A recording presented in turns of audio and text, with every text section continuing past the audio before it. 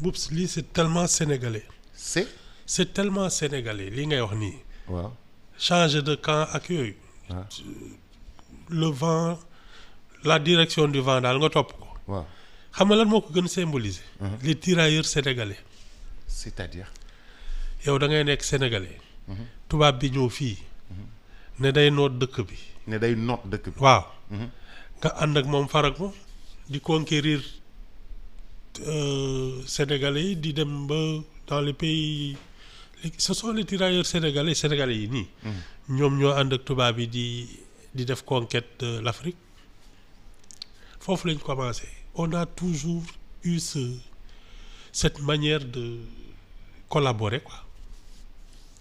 C'est un collabo. Ah oui loolu moom c'est très très sénégalais fu nooy daal ñu ne fa li ko sa ndaw si doon waxee ñoom yu liis rek la ñu bëgg na nooy rek fii neex daal la ñuy dem toog.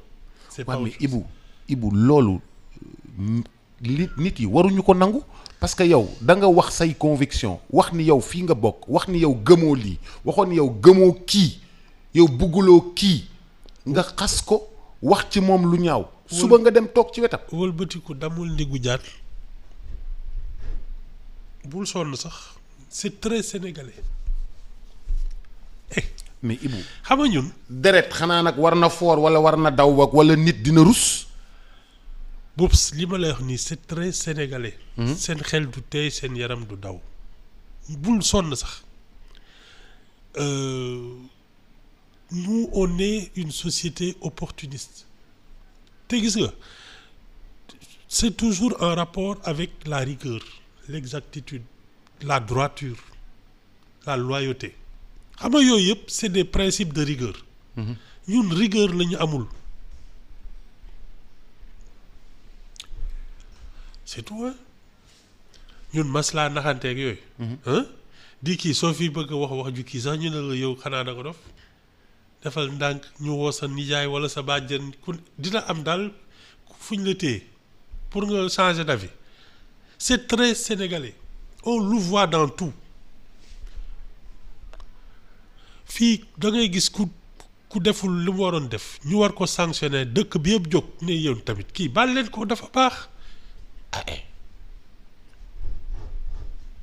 loolu fekkee yow fi loolu. Ibou c'est que maa yow fi ñuy waxee bokkul. c'est exactement ça. non man d'accord c'est le manque de rigueur qui fait que on n'a même pas de principe xam nga taxaw ci principe ne fii du ma fi yëngatu. c'est ça on n'a même pas ça. mais Ibou da ngay gis bu xoolal seen public bi ñii reyanteeg ñii gouverner ak yooyu. ils ont tous à un moment ou à un autre été dans le même compagnonnage. tey ñu juboo ànd ëllëg ñu xuloo xuppante mais ça depuis toujours dama ne la colonisation xam nga li tax tubaab yi yàgg fi. parce que c'est les Sénégalais eux-mêmes qui les ont accompagnés xam nga tubaab yi guerre bi nu mu tudd 39-45. oui Allemagne dafa dugg deuxième guerre mondiale. De Gaulle ci taxawaay ne man dee rek mais lii du ma ko nangu. organiser résistance. genn wàll gi di collaborer. genn wàll gi di collaborer. mais reyante nañu ba ils ont été colonisés disons-le comme ça 5 ans. 39-45 6 ans ñun on a attendu patiemment un siècle di naxante ba ñu may ñu indépendance. non. sama benn professeur mu ne ma la transhumance est le degré zéro de l'indignité. c'est très sénégalais.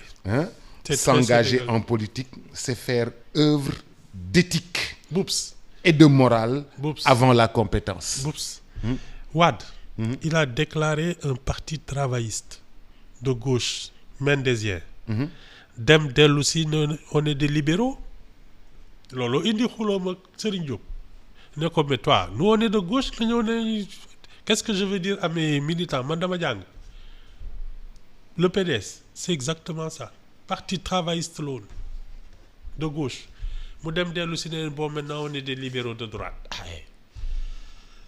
loolu sax amul muyu les plans d'ajustement structurel la libéralisation là ñan ñoo ko fi def fii au Sénégal les socialistes bi ñuy privatiser les privatisations mais socialistes yi ñoo ko fi def Boubs bàyyi lii il faut pas essayer de comprendre ces gens-là toog rek leen seetaan ñoom ils sont dans l'émotion ils sont dans lu may wax samay doom lu may wax sama njaboot lu ñuy wax suñuy doom ëllëg il y a ce qu'on appelle lu ñuy nettali ëllëg il y a ce qu'on appelle le situationnisme waaw ñun Sénégal foog naa c'est notre seule idéologie man loolu du ma ko nangu loolu ba ma ko waxatee ma xeex ak yow situation fu jant bi jaaree nii rek ma jaar noonu maa la wax lii de loolu daal mooy c'est la seule idéologie au Sénégal s'engager en politique c'est faire œuvre d'éthique et de morale avant la compétence Boubs wala gars yi amuñu éthique non tu sais nous notre problème c'est que dañu bàyyi ñoo xam ne dañuy wut teranga pour def politique or Boubs la logique de quelqu'un qui cherche à s'enrichir n'est pas celle de quelqu'un qui veut servir son pays donc si tu entres en politique par cupidité Boubs effectivement tu as des comportements complètement irrationnels en matière de politique mais en matière d'enrichissement c'est très logique fu neex ngay dem fi ñuy séddale teraanga ngay dem toog parce que da ngay wut quand tu entres en politique pour servir ton pays fekk sotti le nga wutatoo dara yow da nga ne man dëkk bi fi ma toll man maa ko ameel te maa koy war a defal quelqu'un qui entre en politique pour ça Boubs mën nga ko fi jalal 1000 milliards comme looloo xew temps yi du ko laal du ko jege parce que regg na xel mooy suur mais ki nga xam ne dafa xiif Boubs lu mu mënti am te nee na day wut su commencé politique fuy xaalis di am ak fii teraanga di kii foofu lay dem c'est la raison pour laquelle on entre en politique qui est le problème moo tax ma ne la dañ ko war a réformer parce que tant qu'on sera dans ça les gens iront en politique pour s'enrichir or la politique c'est pas fait pour ça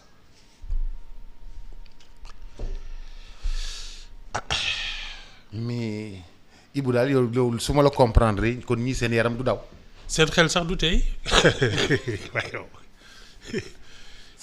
seen yaram du daw seen xel sax du tey voilà seen yaram di daw non ouais c'est la raison pour laquelle ils sont en politique qui est le problème parce que kuy ut teranga ak ku bëgg a jàppale réew mais ni ñuy xalaatee ak ni ñuy defee sax bokkul fii les premières choses que les députés demandent quand ils sont élus mooy suñu oto yeeg suñuy essence ak suñuy wala du loolu waaw loolu la njëkk a xuloo de magistère bi passé loolu la njëkk a xuloo suñuy oto yi bugguñu bu leen ñu jox oto jox leen ñu chaque mois xawma ak ticket essence ñun dañuy jël fii fee la ñuy jëlee waaw loolu la ñu njëkk a xuloo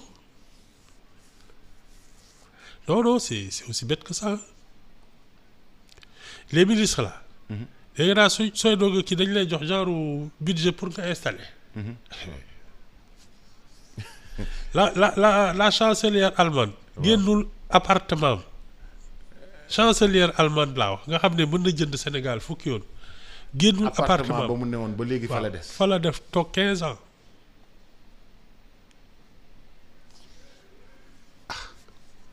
fii moom suñ lay daan kii ñu naan la waa léegi da ngay dem kii nu mu tudd ponti xaw boutique yooyu ay ami boutique ak ñoom seen tànn ay costume ay Ibou Fall ami boutique amatul xam ay Ibou Fall di nga dem daal Ibou Fall jënd en ligne moo am léegi ami boutique amatul ay ne la kii ngay mooy nga dem Pape Fall jox la ay costume ñu xam Pape Fall ami boutique jox na ko 15 costume Boubs xam nga bi neex 2000 costume yi melax yooyu daan cax yu mel ni ay dafa am ay jeux de lumière waaye nouveau riche baaxul c'est mais gars yi bi ñuy soog a ñëw soo leen gisee ñuy takk ay seen ay cravate sax nga kii takk loolu boppam cravate boobu xam nga man moo ma rey 2024 bàyyi li ngay def waa bi ñu fi nommé Farba Senghor redingote bi ma xool ak otalo yi Ibou non. Ibou Ay. bàyyil Non, je te jure bàyyil mu sedd waay. fii ku fi stressé yaa tooñ sa bopp. mais yow kon yow ñii da nga leen jàppee ay ñuy reetaanloo ay nit. mais c'est un cirque laa la wax waay. am na waa ji tudd daaf. dañoo daje sànq. dama boobu taxawal man da waa ji defoon naa lu ne la may def. mu ne ma neel Ibou Fall moom rek laay topp. yéen waa 54% jàlle ne ma ne ko grand yaa ngi may tooñ de grand bi mi ngi may tooñ de. non boobu si mën nañu rey nit. non. Non, tu sais, les prendre au sérieux, c'est passer à côté de l'essentiel. Moi, je pense que les Sénégalais devraient se ressaisir et se mettre au travail sérieusement. Parce qu'un pays, c'est l'initiative privée qui doit donner de la force à la société civile. Et à partir de là, on contrôle les gouvernants parce qu'ils ne sont pas dignes de confiance. Loolu mooy dëgg. Ibou. Ça nag c'est le travail qui te le donne, le mérite. Boops, démocratie, c'est le mérite, c'est pas autre chose. C'est la méritocratie. mais Ibou ci liste yi. dafa am benn liste bu ma frappé. mooy listu artisan yi. waaw. artisan yi dama ak tailleur yi. sculpteurs yi. menuisier yi. ñiy ñëw ak yooyu damaa gis ñu def benn liste. ne ñoom dañuy bokk parce que seeni intérêt kenn toppatoowu ko Assemblée nationale. Non, c'est pas l'Assemblée normalement qui devait le faire. C'est le Conseil économique et social. Oups. Tu sais, parce que ñoom politique du seen métier. Parce que les politiques laaj ñoom amuñu jot bi sax. Parce que quand tu fais de la politique en général, c'est que tu n'as pas besoin de gagner ta vie. C'est une activité au service des autres. C'est pas xam nga.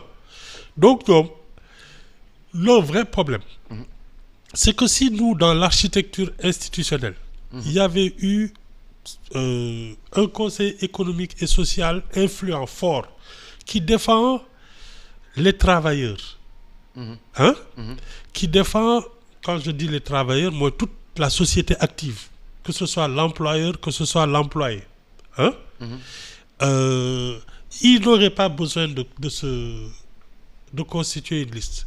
Ils ont raison parce que, effectivement, personne ne les défend. Boups, si on les défendait, les 3/4 de ce qu'on importe ne rentreraient pas au Sénégal. Parce qu'on leur a pris leur travail. Fëgg jaay yeeg yooyu. Non, dégg naa ko, je l'ai bien entendu hier, mais cette liste m'a profondément marqué. Ils n'ont pas le choix. Et c'est dommage. C'est dommage parce que ça va les disperser, ça va faire que li ñu doon liggéey dañ koy nekk fii di parare di wax. Alors que le pays a besoin de gens qui se mettent au travail. Et ce sont ces gens-là. Boups, l'artisanat dans les pays normaux, c'est pratiquement le premier employeur. Tous les quartiers là, tu devrais avoir un cordonnier, un tailleur, un menuisier, voilà. C'est ça. Moi, je me souviens, dans notre quartier, il y avait au moins 4 tailleurs ou 5. Il y avait un cordonnier ou 2 dans les parages. Menuisier, en pagaille, atelier électricité. Mais il y avait tout ça. Des gens qui avaient de petits ateliers et qui gagnaient leur vie. Et qui entretenait une famille. Mais nous, on a tellement fait venir des trucs qui viennent de n'importe où. Ay fëgg jaay ak ay matériel d'occasion ak ay yooyu. Et gën a amoon na temps dañ doon fekk li ay français yeeg américains yi doon soxla. ñu dugal yëpp ci benn conteneur indi ko fi. Ça a tué le travail.